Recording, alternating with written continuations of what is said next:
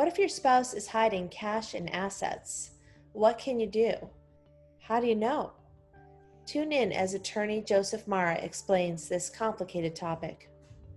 You know, this area I have quite a bit of experience and background. I mean, unlike many attorneys, I have an undergraduate degree in accounting, and I worked for two of the bigger accounting firms at some point in time, both as a lawyer and before I became a lawyer.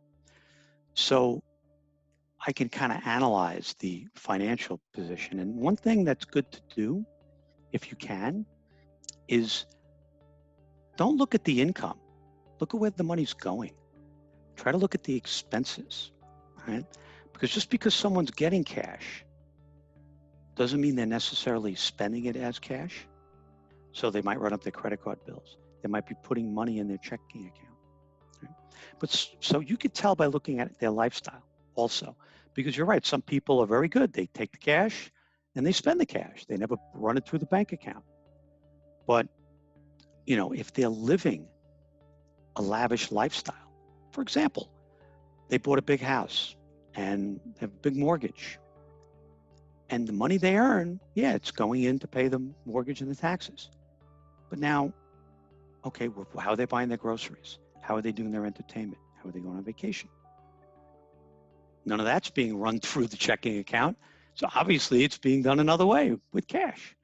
So there are ways of tracking this, okay? And quite frankly, most people are not disciplined enough to make the cash, keep the cash, don't spend the cash. They're not. Some people are. They make the cash, keep the cash, bury it under a mattress, put it in a safe deposit box, whatever. Give it to a friend. Most people don't do that, right? They live off of it to some degree or another. So usually you could trace it down. You check. What I do is I ask for bank statements. I ask for credit card statements, mortgage statements, leases, all of these things to try and piece together a financial situation. I mean, when you examine a tax return, it's very interesting. It has so much information that people don't really know how to look at. I mean, you look at the schedules, you know, Schedule B, let's say, in particular, which is interest and dividends. And interesting. The front page, you look at, it's not taxable, but tax-exempt income. Let's say someone took their cash and bought tax-exempt bonds. Well, if the bonds are paying interest, that's going to show up somewhere. Okay, it's going to show up. It may not be taxable, but it's going to show up.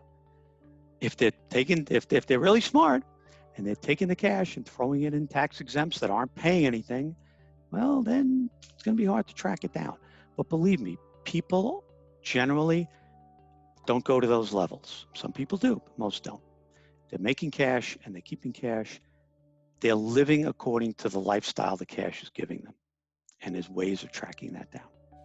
Thank you so much, Joe, for that important information. And thank you, audience, for watching.